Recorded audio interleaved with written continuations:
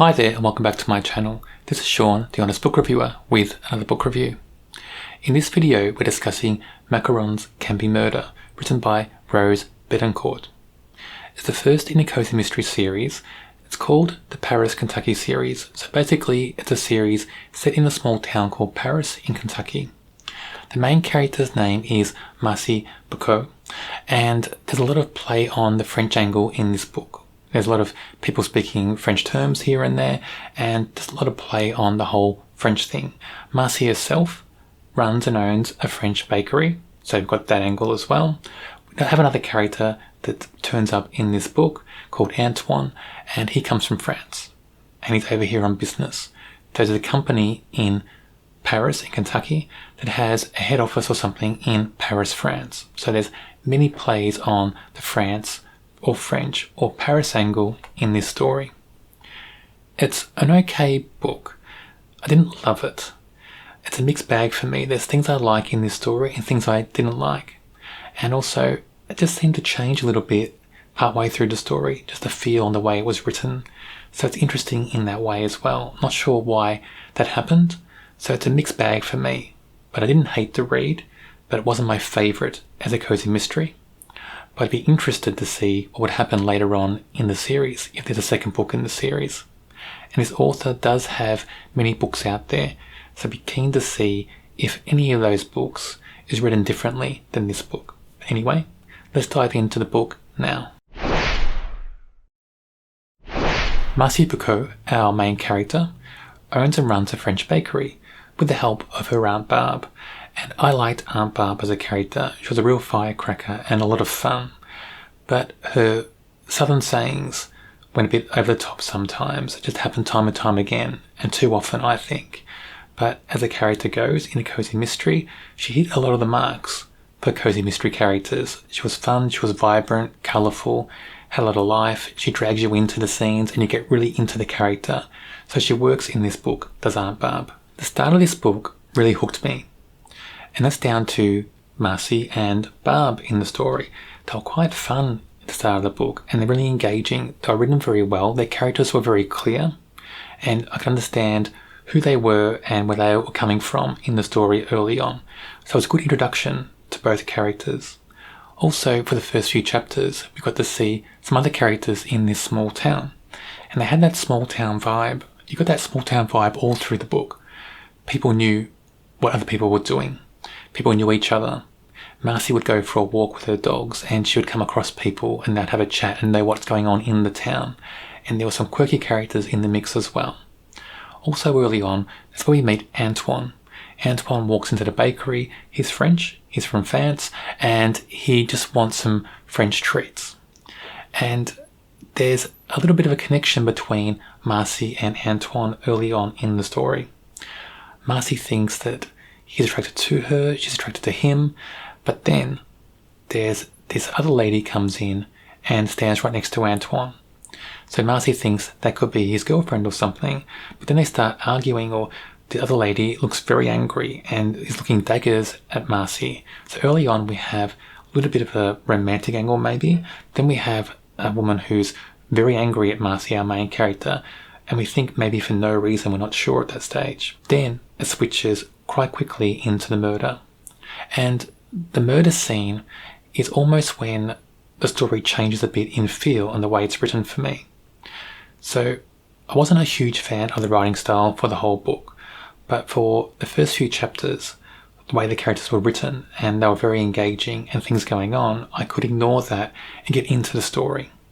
But then after the murder, when just the feel of the book changed and what the characters were doing and the way they were written changed as well for the most part, it just let me focus on the writing style too much.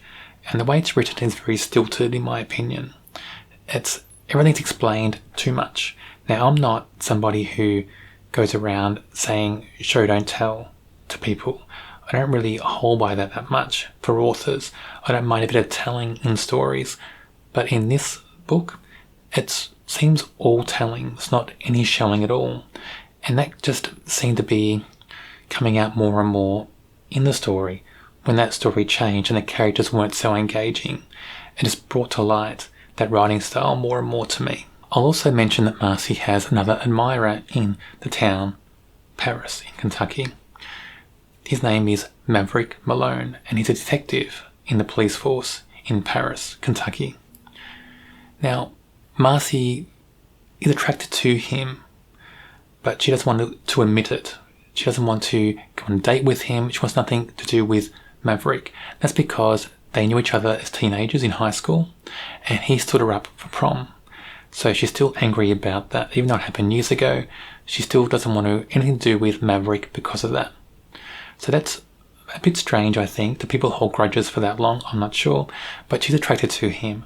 Doesn't want to admit it, but Aunt Barb knows the truth. And throughout the book, Aunt Barb's always making hints that Marcy should just get over it and start going out with Maverick because she wants to.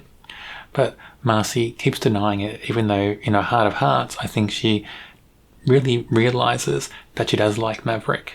But after the body's found, and the victim is this woman, this angry woman who was in the bakery the day before. I think her name was Callie. So she's found dead in front of the bakery on the sidewalk. She's been shot in the head. And the rumour mill, so the small town rumour mill, goes into overdrive straight away. And everybody's convinced it's Antoine, because Antoine and Callie were found arguing the day before. People saw them. So everyone's convinced that there's only one suspect, one culprit, it's Antoine. Marcy finds out that Antoine was looking to buy her building where a bakery is, and he was willing to re-sign her lease so she could stay there, the bakery could stay there. The reason Marcy gets invested in this investigation is because she finds out that if Antoine can't buy the building, so if Antoine's found guilty, the person won't sell it to him, he can't buy the building, and somebody else is looking to buy the building but to knock it down. So Marcy would lose her bakery, and she's only started to own the bakery. It hasn't been open for very long. So she's desperate to prove Antoine's innocent because she wants to keep her bakery. That's the reason Marcy starts investigating this crime. So I won't go into any more of the plot. So we have the introduction, which is very good, get to know the characters. We have the murder, and then we have the reason why Marcy wants to investigate. So cozy mysteries need that reason, and it usually involves the main character, something personal to them that they need to solve the case to protect, or as a friend or something like that they need to protect. So in this case, it's her own business she wants to protect, so it's a good reason for a cozy mystery investigation. That ticks a box for this cozy mystery. I did like the characters, for the most part, in this story. I did like the mystery. Mystery was okay to me. And the only thing about the mystery I didn't like was some of the clues, the way they were found. Just seemed to be too many pieces of paper dropped on the ground or the floor, and too many documents left on desks or something like that, easy to find. And that was a bit repetitive. But the mystery overall, I thought, was quite strong, and I enjoyed the mystery. There were some red herrings in there, there were some thrilling moments, although sometimes those thrilling moments were let down by the main character's way it's written when she's just describing everything in the scene and what she does and what she thinks. So in thrilling moments, we don't need that all the time, we don't need that heavy detail, because it just drags you out of those moments. And it did to me, it dragged me out of the book at that time, when it's supposed to be thrilling. That happened in key moments where the main character's being attacked. I was dragged out of that scene, and that disappointed me a little bit. But I did like the mystery, I did like the characters, I did like the setting of the town, the small town. I enjoyed that. I enjoyed the whole town atmosphere. It was a great atmosphere, and there was a little colour in the town as well, because it had a Halloween or fall festival or something going on at the time as well in the book. And there was a contest, a pumpkin chucking contest or something. And that was a fun moment because Aunt Barb got involved in that, and she defended her crown and she won again. So I enjoyed those moments in the book because they're fun moments in a cozy mystery, and you need that in this type of book. Marcy, our main character, I'm not sure if she's strong enough yet for a main character in a cozy mystery series. It could be what I call first book jitters. Sometimes in cozy mysteries the first book isn't as strong, either is the main character. But in book 2 it all changes and the main character is suddenly very strong and the series is very strong and you're hooked into the series from then on. So just maybe the first book jitters. But Marcy is just a bit stilted in her thinking, and her thinking's all over the place. It just felt like this character wasn't consistent in the book. didn't have a steady focus in the book, and I'm hoping that in new books in the series, if there's more books in this series, that changes. Aunt Barb, I really liked Aunt Barb, and she's probably the standout character for me so far in this series. She's fun, she's vibrant, she brings a lot of life energy into the book. I liked her southern kind of charm going on in the book as well. Some of her sayings, they were a bit overdone sometimes, but they were very colourful anyway and brought life to Barb in the story. She's very outspoken, and I like that as well. She's like that.